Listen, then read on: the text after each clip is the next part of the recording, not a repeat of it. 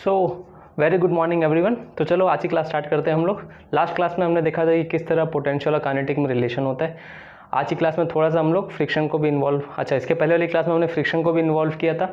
आज देखते हैं कि फ्रिक्शन, काइनेटिक, पोटेंशियल, ये सारी चीज़ों को एक साथ कैसे हम सब में सॉल्व करेंगे। फाइन। सो ये देख लो, ये आपका एग्जाम्पल है। यहाँ से यहाँ तक का पार्ट सेम है जो हमने लास्ट क्लास में देखा था। किस तरीके से था कि 5 मीटर की इसकी हाइट थी ज़मीन से, इस स्लोप की। ओके, यहाँ से मैं एक 2 kg के ब्लॉक को ड्रॉप कर दूंगा। ओके, ड्रॉप करने का मतलब क्या कि आपने उसको छोड़ा है। ठीक है, अगर आप फोर्स लगाते हो तो बात अलग हो जाती है।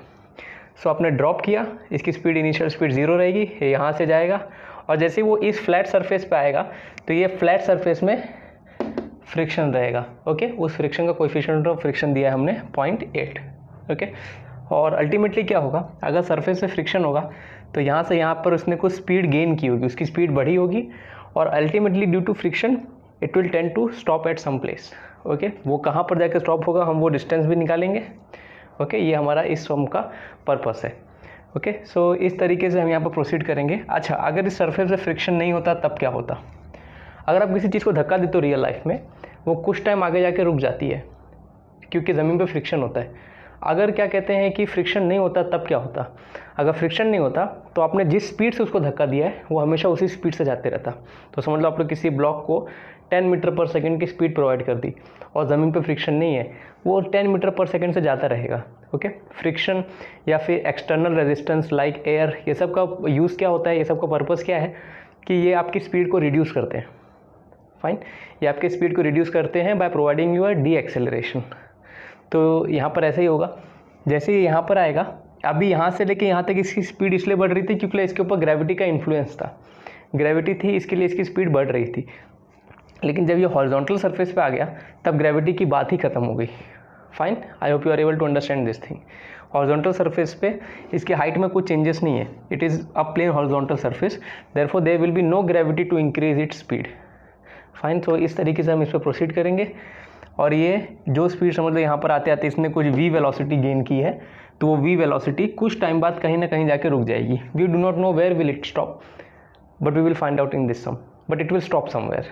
सो that is how we will have to proceed. तो at the end of the day motion में क्या होगा, इसकी फाइनल वेलोसिटी 0 हो जाएगी। फाइन, सो अब हम लोग इसको क्या कहते हैं कि वर्क एनर्जी थ्योरम से सॉल्व करने की कोशिश करेंगे। और वर्क एनर्जी थ्योरम क्या कहता है आपका कि total work done on this block will be equal to change in its kinetic energy. अब फिजिक्स यहाँ पर बहुत ब्यूटीफुल होने वाली है। सो यहाँ पर क्या होगा, आप चाहो, मैं इस सम को 3 पार्ट में तोड़ता हूँ। फर्स्ट पार्ट यहाँ पर है आपका, सेकंड पार्ट यहाँ पर है और थर्ड पोजीशन यहाँ पर है। सॉरी, हाँ, ये first position, second position, third position. यहाँ से यहाँ तक आप एक पार्ट ले सकते हो, यहाँ से लेके यहाँ तक, इसको आप एक मोशन कह सकते हो, और यहाँ से यहाँ तक के इसको आप सेकंड पार्ट कह सकते हो। तो आपकी चॉइस है, आप चाहो तो इसको यहाँ से यहाँ तक सॉल्व कर लो या फिर आप चाहो तो इसको यहाँ से लेके यहाँ तक डायरेक्ट सॉल्व कर लो। इस चैप्टर में आपको ये फ्रीडम मिलती है। ओके, ऐसी फ्रीडम क्यों मिली आपको? क्योंकि यहाँ पर आप वर्क और एनर्जी से डील कर रहे हो। वर्क और एनर्जी ये दोनों चीज़ें स्केलर क्वांटिटी है। तो जब स्केलर क्वांटिटी होती है तो वहाँ पर आप जानते हैं कि वेक्टर्स के रूल अप्लाई नहीं होते हैं।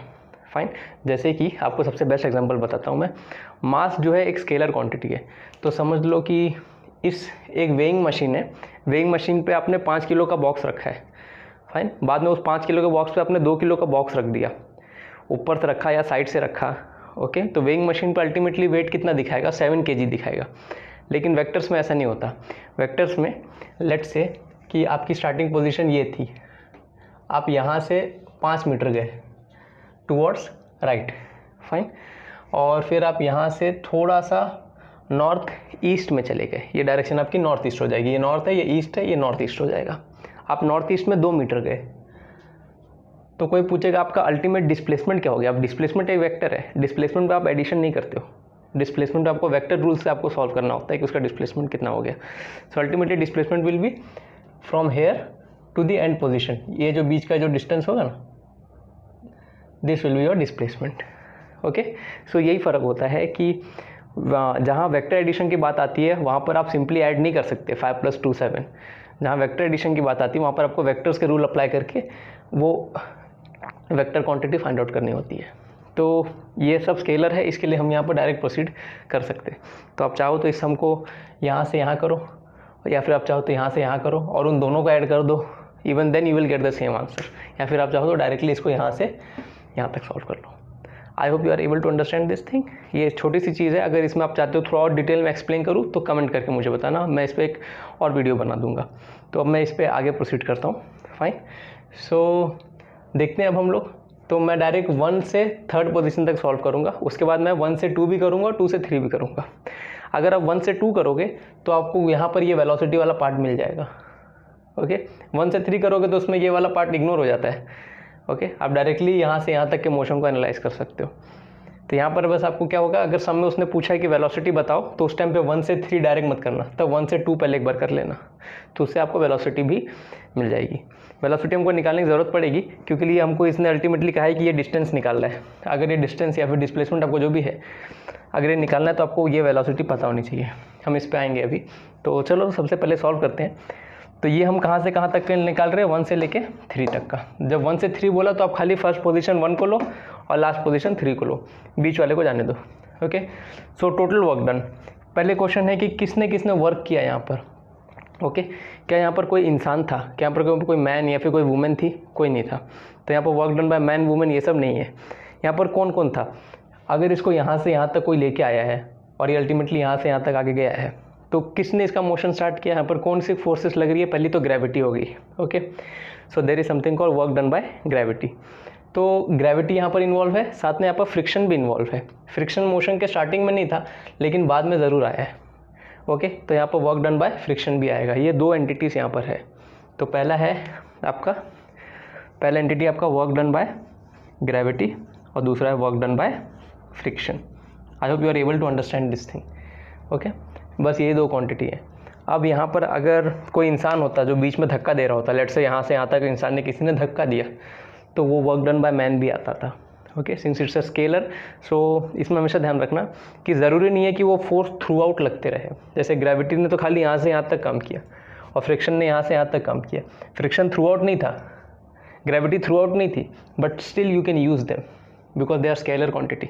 Right now you are talking about work, where work is a scalar quantity. So अगर आप चाहते हो कि मैं इस चीज़ को और डिटेल में बताऊँ तो मुझे बताना आप लोग कमेंट करके।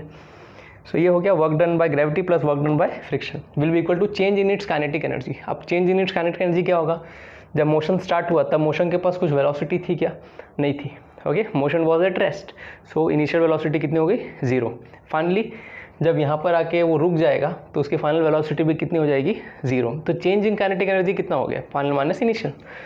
So it will be half mv² final which will be 0, 0 minus 0। मैं डायरेक्ट कर रहा हूँ, आई होप ये आपको समझ गया। सो इसकी वैल्यू हो जाएगी 0 ओवरऑल। ठीक है, अब वर्क डन बाय ग्रेविटी को आप कह सकते हो कि it will be equal to negative of work done by friction. Fine, so अभी यहाँ पर देखना ये दोनों क्वांटिटी हमको सेम टू सेम आने वाली है। अब लास्ट क्लास में हमने देखा था कि work done by gravity is negative in change in potential energy.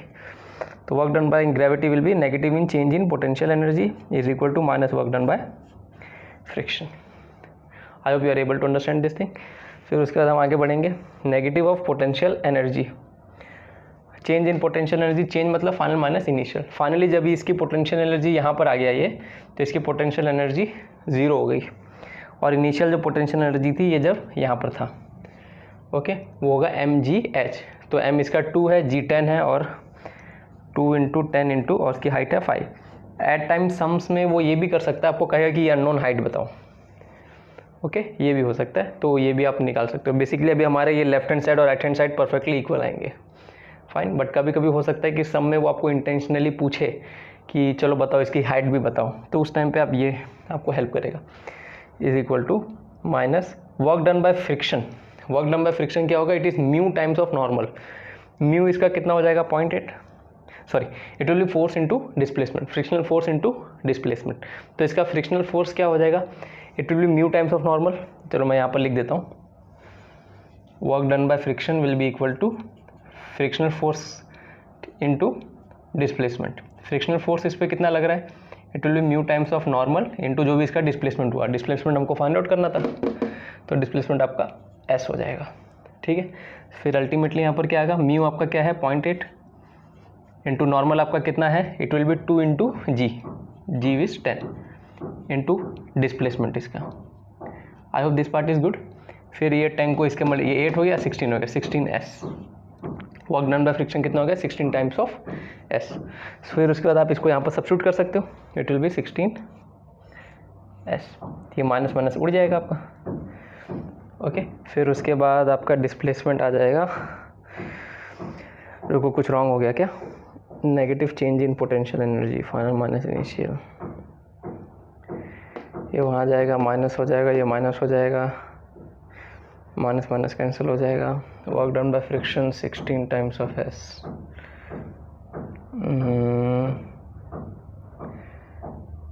ऐसा नहीं आना चाहिए था, थोड़ा मुझे बस थोड़ा सा टाइम दो, मुझे सोचने दो मैंने कहाँ पर मिस्टेक कर दी यहाँ पर। Work done by gravity plus work done by friction, फिर उसके बाद ग्रेविटी फ्रिक्शन ही है, negative change in potential energy, changing kinetic energy, यहाँ से लेके यहाँ तक डायरेक्ट कर सकते हो 0 0, फिर नेगेटिव वहाँ जाएगा। Work done by gravity is negative changing potential energy minus minus, फिर change final minus initial,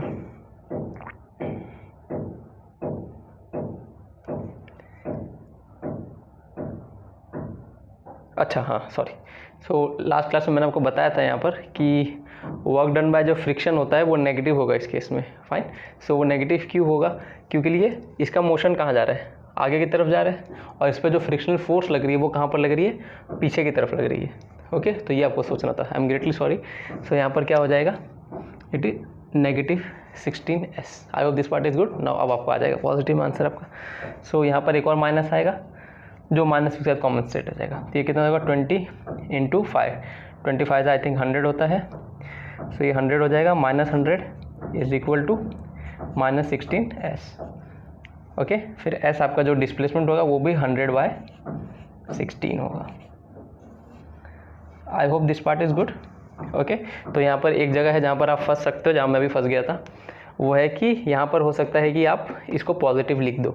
work done by friction positive तभी होगा जब फ्रिक्शनल का फोर्स मोशन की डिस्प्लेसमेंट के टुवर्ड्स लग रहा होगा। अगर मोशन इस तरफ जा रहा है, फ्रिक्शन भी इस तरफ जा रहा है, तो आप कहोगे कि work done by friction is positive. ऐसा बहुत कम केस में होता है, लेकिन अगर आप चल पा रहे हो तो इट इज़ ओनली बिकॉज कि आपका फ्रिक्शन आपके मोशन की तरफ है। उसको हम डिटेल में फ्रिक्शन में कवर करेंगे।